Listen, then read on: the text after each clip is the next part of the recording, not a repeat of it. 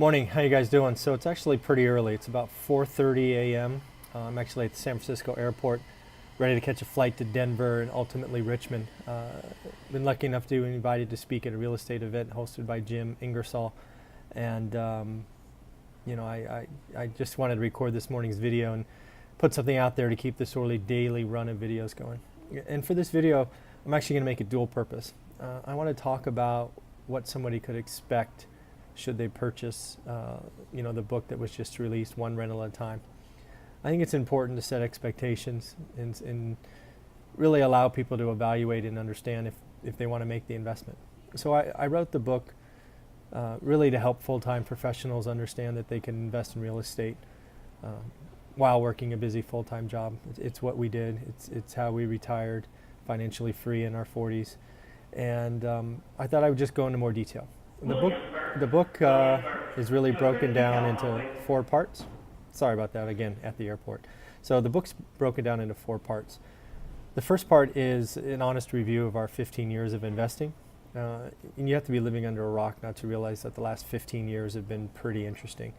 Goes through the seller's market from '03 to '08, which is interesting because we're sort of in a seller's market or in one that's rolling over now.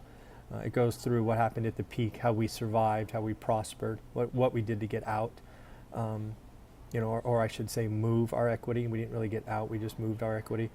How we survived and thrived during the crash. What happened when you were reliant on bank financing for the first decade, and then suddenly bank financing is gone. What did we do?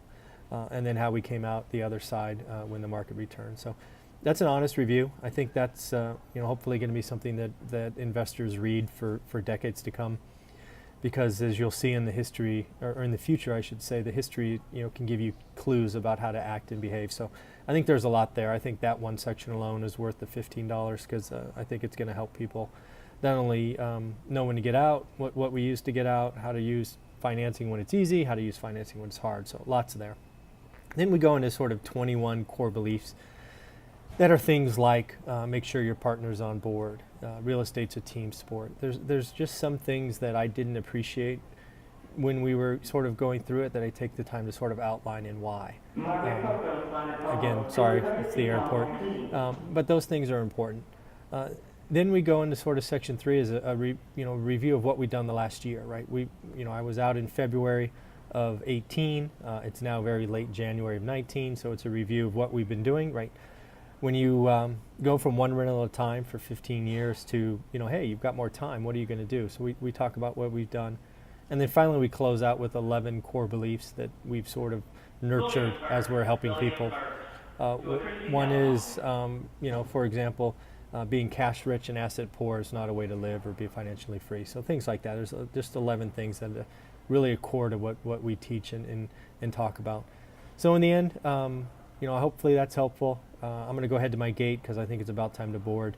And again, if you're watching this and you're going to be in Richmond, make sure we take a picture together and have a great day. Take care.